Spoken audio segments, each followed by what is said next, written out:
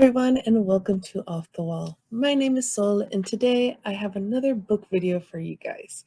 For several years, there's been this tag on BookTube called the Mid-Year Freakout tag, where there's a set of questions everyone answers in the middle of the year about their reading year. So, without further ado, let's get right to it. The first question is the best book you've read so far this year.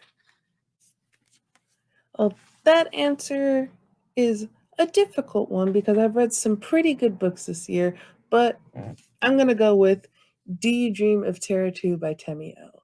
The quick blurb of this book is when an Earth-like planet is discovered, a team of 6 teens along with 3 veteran astronauts embark on a 20-year trip to set up a planet for human colonization, but find that space is more deadly than they ever could have imagined. Basically, in the deep outer reaches of space, there's this planet that is believed to be sustainable for human life, and our Earth is wanting to colonize it with the threat of global warming killing our planet. Several countries are racing to see who will be the first to get to Terra 2 with an already failed mission by the Chinese. But England is the first to launch after that failed mission. With this book, you have the hope of reaching a new frontier, the isolation and dangers of space, the camaraderie and annoyance of being with the same people every day for an extended period of time, and so on and so forth. The ending is very interesting too. The author Temi O herself has a bachelor's in neuroscience, where she focuses on a range of topics such as philosophy of the mind to space physiology, and it shows in her writing. I look forward to future works from her. The next question is the best sequel you've read so far this year. And I'm going to go with The Wicked King by Holly Black. So this is a reread. I've read this series way too many times, look, just to be honest. But at the beginning of the year, I read all of the Folk of the Air books in preparation to read The Stolen Heir, which I have not done yet. I love this series, and since I haven't read any other sequels that aren't in this series, I've chosen the second book, The Wicked King. The next question is new releases you haven't read yet but want to. So there are way too many.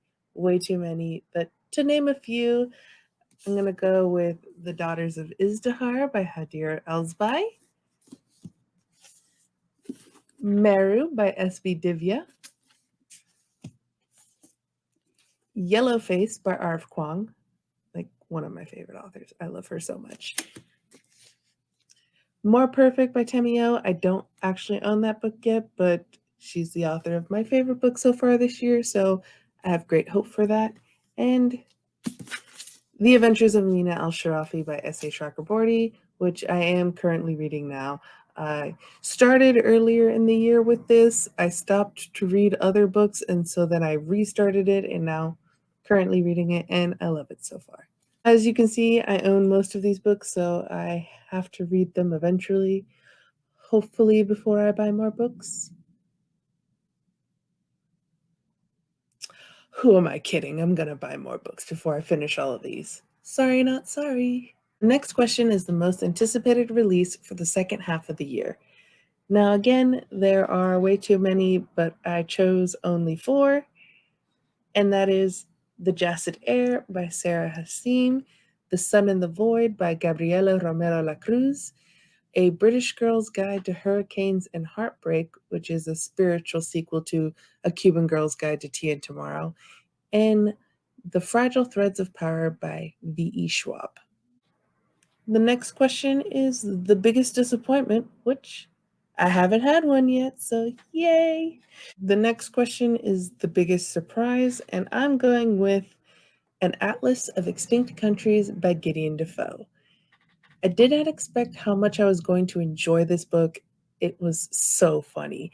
The premise of the book is each chapter focuses on a country that no longer exists anymore. Some of these countries were real, like the former Yugoslavia, and others were just white European guys who showed up somewhere and decided that the land was his and created a flag, and some even created a national anthem. And a lot of these countries did not last very long.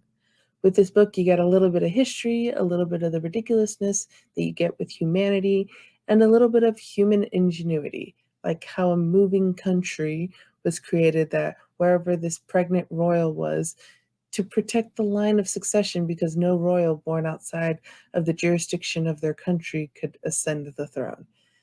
There's also a lot of dry British humor in this book, and I was laughing throughout. Next question is my favorite new author. Now, this I'm going to go with Temi O and then also June Her. I typically have a rule that I can't say an author is my favorite author until I've read more than one book from them, if they are standalones, or more than one series from them.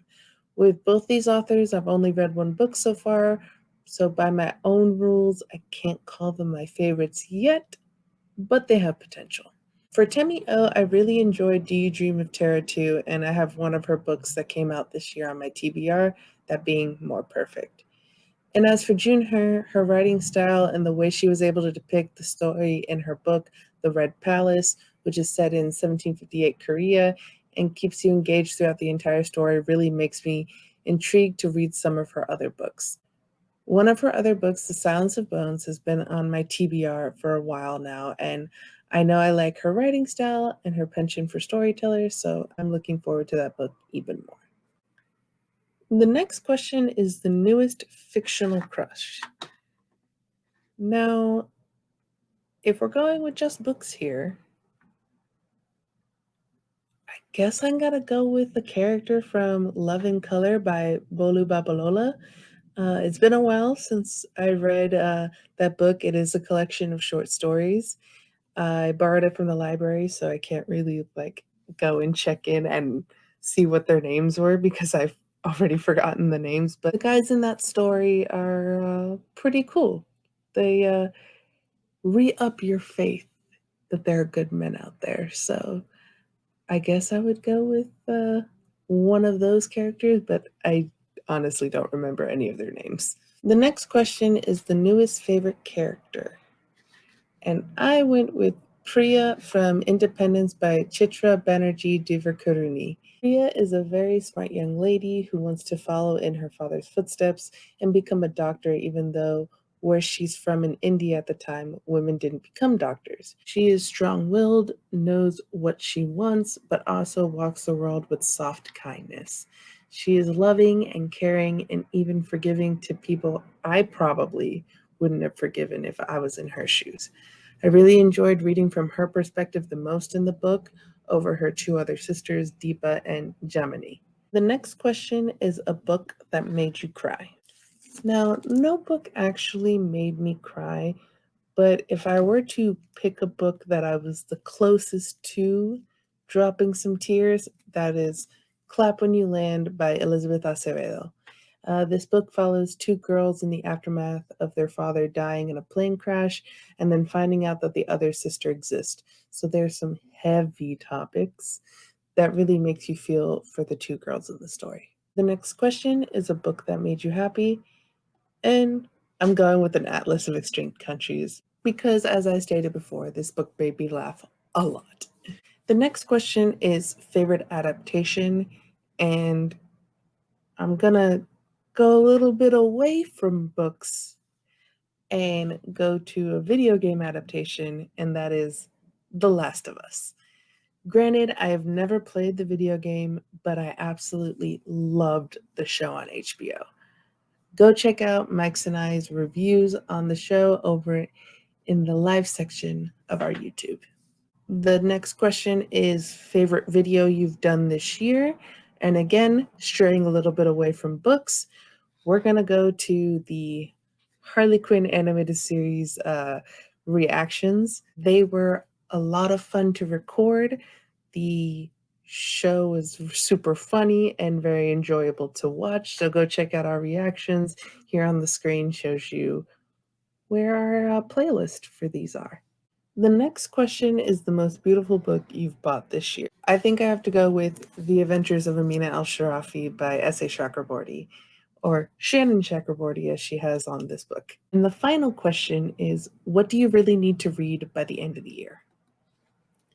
So for me, I'm not going to put an answer to this because I don't like putting pressure on myself and making it a need to read situation.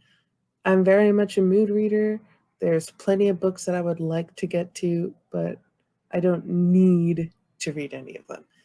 Well, I've been Soul, and this has been Off the Wall Book Edition. Make sure to like and subscribe and follow for more content across the board that includes books, movies, TV shows, and video games. Stay tuned for more, and I'll see you next time.